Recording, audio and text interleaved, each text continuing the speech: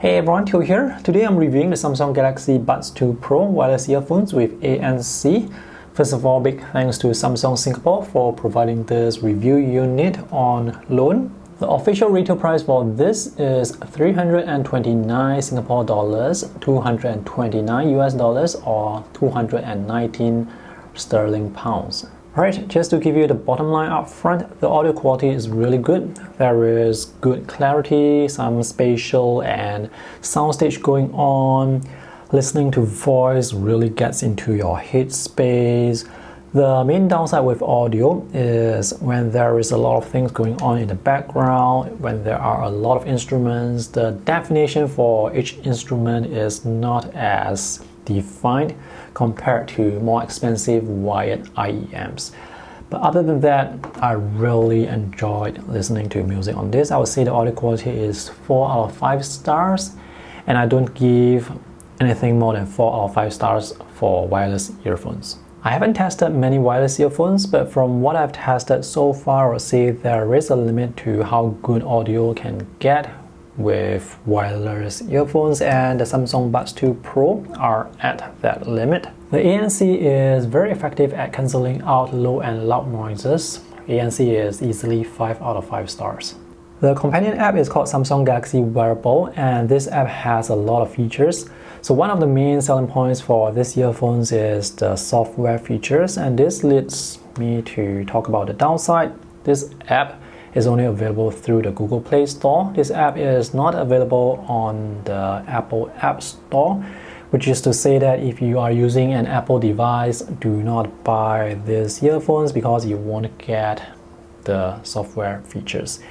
And if you are using a non-Samsung Android device, you are not going to get all the features as well, such as the Samsung Seamless Codec, which works with Samsung devices such as Samsung tablets and Samsung phones. I like the look and feel of these earphones. The design looks good to me.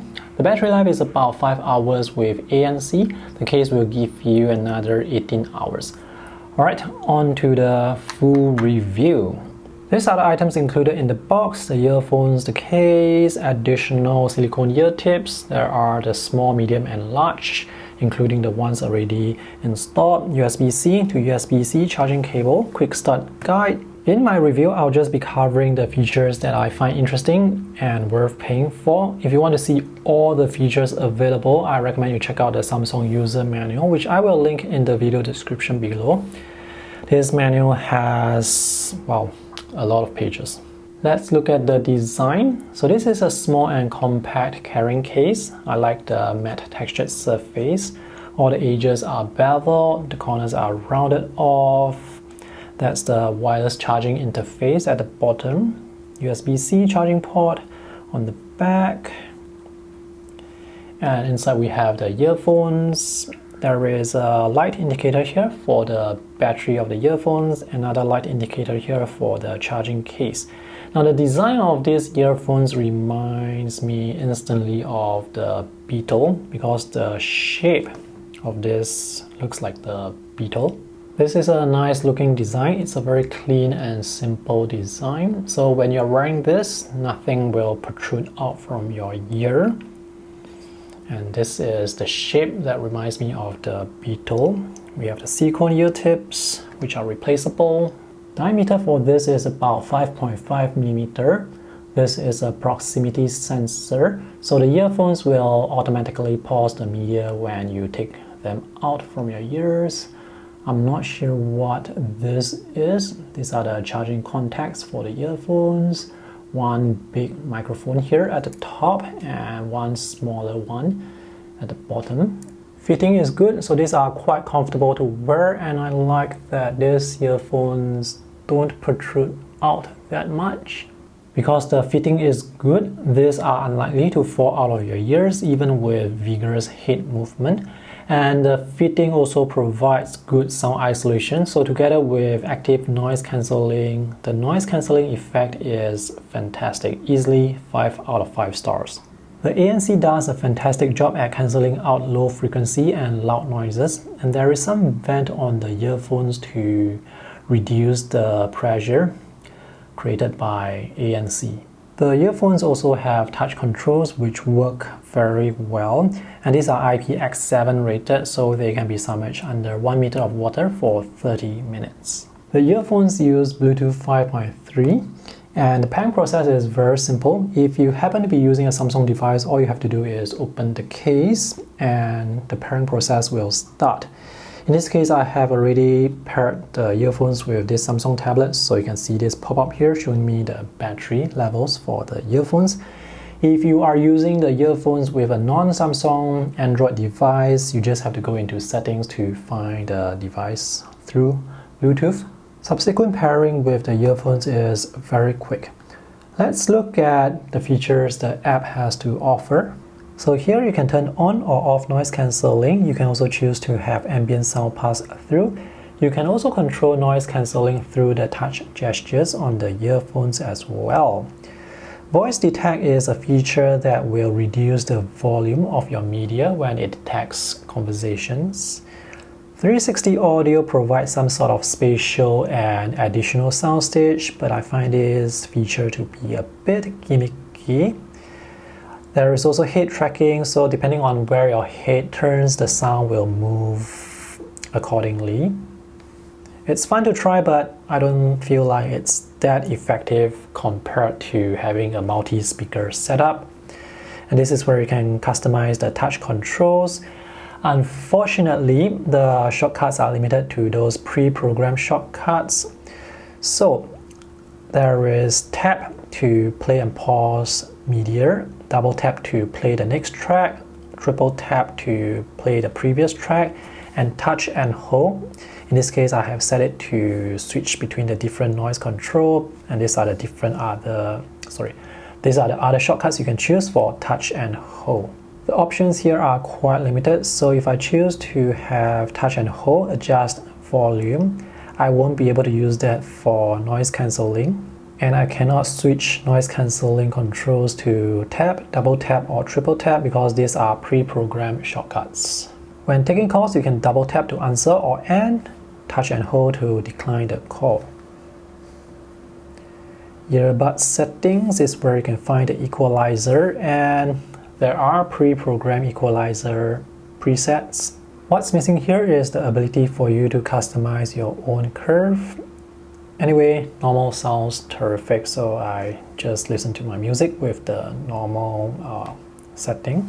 And these are the other features: earbud fit test, read notifications out loud, Bixby voice wake up, use ambient sound during calls, in-ear detection for calls, seamless earbud connection, neck stretch reminders, lapse, double tap for earbud age detection, and gaming mode. There are some accessibility features. For example, you can adjust the left and right sound balance. There is noise controls with one earbud, customized sound. I actually have no idea what this to do.